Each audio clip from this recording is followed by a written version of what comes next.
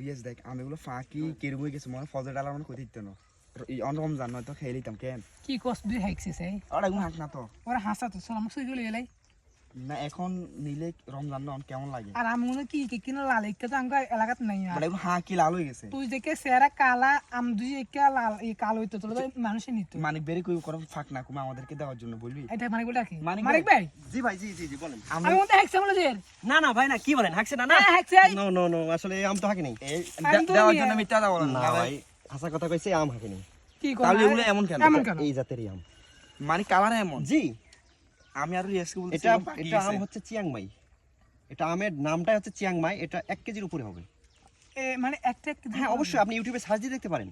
এখন তো অত্যাধুনিক যুগ আপনি আমি মিথ্যা বলতেছি কিনা এই আম চিয়াংমাই আম আপনি সার্চ দিয়ে দেখতে পারেন 1 কেজি হওয়া পর্যন্ত কি সেম কালার থাকবে আরো কালার ডিপ হবে আরো আরো ডিপ হবে আরো ডিপ হবে জি তোর আমি মানা করি না এগুলো কাঁচাম তুই দে লই এলিস দুবে না ভাই সমস্যা নাই ইনশাআল্লাহ আম যখন হাঁকবে তো আপনাদের আমি সাথে যোগাযোগ করবো ইনশাআল্লাহ তাহলে চলো ওকে